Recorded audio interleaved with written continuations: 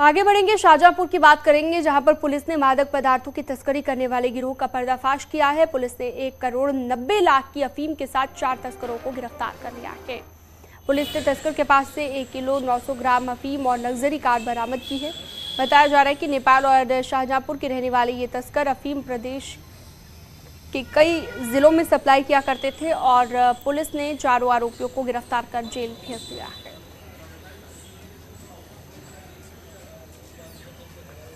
तो तस्करी करने वाले गिरोह का पर्दाफाश किया गया है। 1 किलो 900 ग्राम अफीम इनसे बरामद की गई है। तो शाहजहांपुर की खबर आपको बता रहे हैं, एक लग्जरी कार भी इनसे बरामद की गई है।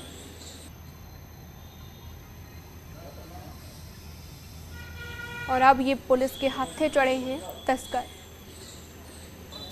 अफीम की तस्करी की। अचार सिर्फ खाने के लिए ही नहीं है, कमाने के लिए भी है। ये अचार के बिजनेस करके महीने के 5 लाख कमा रहे हैं। आपको भी ये करना है तो फ्रीडम ऐप को अभी डाउनलोड कीजिए। क्या करते थे, कहा जा रहा है कि उत्तर प्रदेश के कई जिलों में ये सप्लाई किया करते थे और अब पुलिस के हत्थे चढ़े। एक लग्जरी कार भी इनसे बरामद हुई है, जो जानकारी मिली है। तो इस पूरे गिरोह का पर्दाफाश हो गया है, जिसके एक शख्स को गिरफ्तार भी कर लिया गया है, जिससे पूछताछ लगातार जारी है।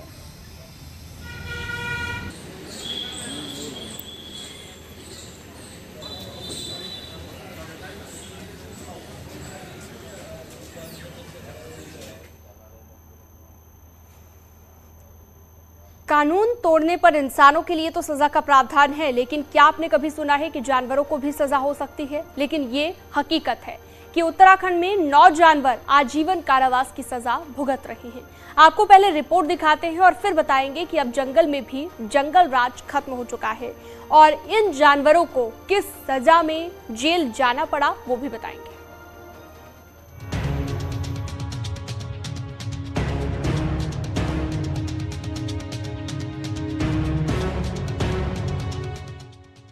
जंगल राज यानी वो जगह जहां कानून का कोई पालन न हो, और जंगल ही वो जगह होती है जहां जानवरों के लिए कोई नियम कानून नहीं होता है। लेकिन आपको हैरानी होगी कि उत्तराखंड में एक जगह ऐसी भी है जहां कानून तोड़ने पर जानवरों को भी जेल जाना पड़ता है। वो जगह है चिड़ियापुर ट्रांजिट एवं पुनर्वास सेंटर। यहाँ 9 गुलदार सालों से पिंजड़े में कैद हैं। उनका जुर्म था इंसानों का कत्ल या फिर इंसानी बस्ती में घुसना। ये एक रेस्क्यू सेंटर है और मानव वन जीव संघर्ष की परिस्थितियों में अगर किसी जानवर को पकड़ा जाता है या अगर कोई जानवर किसी और तरीके से अगर फंस जाता है कहीं, तो उसको रेस्क्यू करके यहाँ पर लाया जाता है। इन सजा याफ्ता गुलदार कैदियों में रूबी, रॉकी, दारा, मुन्ना, जाट, मोना, गब्बर, जोशी शामिल हैं।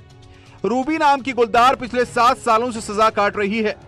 इसे दिन के उजाले में कुछ घंटों के लिए खुले बाड़े में छोड़ा जाता है और पिंजड़े में कैद कर दिया जाता है। हफ्ते में 1 दिन चिकन और 1 दिन मटन और 1 दिन मोटा मांस खाने को दिया जाता है। लेकिन मंगलवार को इन कैदियों को कुछ भी खाने को नहीं दिया जाता। आइए अब जानते हैं कि ये कब और कैसे कैदी बन गए। आप जानते हैं कि जो भी वन्य प्राणी हैं जंगल में हर समय हर दिन उनको खाना नहीं मिलता है और वैसे भी स्वास्थ्य कारणों से 1 दिन का उपवास उनके लिए अच्छा माना गया है। तो ये स्वास्थ्य की दृष्टि से ऐसा किया जाता है। बेजुबानों का पक्ष रखने और सुनने वाला कोई नहीं है। इंसान जंगल में घुसते हुए मारा गया या फिर बस्ती में आकर गुलदार ने इंसान को मारा, दोनों ही सूरत में बेजुबानों के नाम पर जुर्म कटा और आजीवन कारावास की सजा हो गई। न्यूज़ 18 के लिए देहरादून से सुनील प्रभात की रिपोर्ट।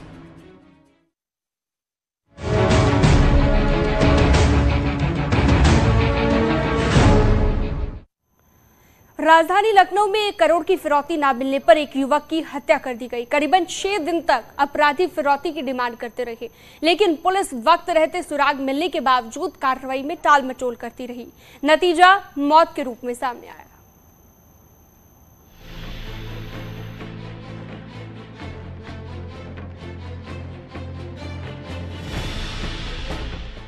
फिरौती का मामला, गुमशुदगी में रिपोर्ट। राजधानी में फिरौती की खातिर मर्डर।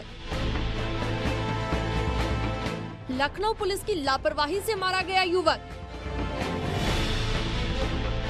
26 तारीख को सुबह 10 बजे उसका कॉल आया था किडनैपर का कि 1 करोड़ रुपए फिरौती चाहिए उसे 24 घंटे के अंदर। तो फिर उसके बाद जो है मैंने FIR दर्ज करवाई थी। उसके बाद पुलिस छानबीन में लगी थी, लेकिन उसका कुछ पता नहीं चल रहा था। राजधानी लखनऊ में एक प्रॉपर्टी डीलर को उसके दोस्तों ने ही अगवा कर मौत के घाट उतार दिया। 6 दिन से लापता युवक को ना पुलिस ने तलाशने की जहमत उठाई, ना ही अपहरण और फिरौती के मामले को गंभीर माना। पुलिस की लापरवाही का नतीजा ये हुआ कि 6 दिन बाद विशाल की हत्या कर दी गई।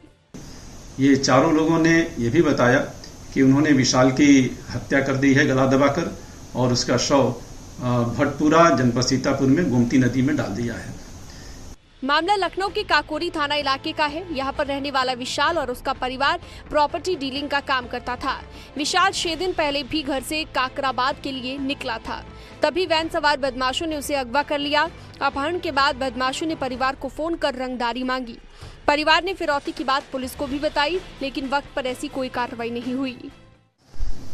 थाना दुबग्गा स्थित ग्राम जेहटा की संध्या गौतम ने 26/9/22 को थाने पर आकर सूचना दिया कि बीती रात 25 तारीख को उसका भाई विशाल गौतम अपने बड़े भाई की रॉयल एनफील्ड बुलेट मोटरसाइकिल लेकर काकराबाद थाना माल की तरफ गया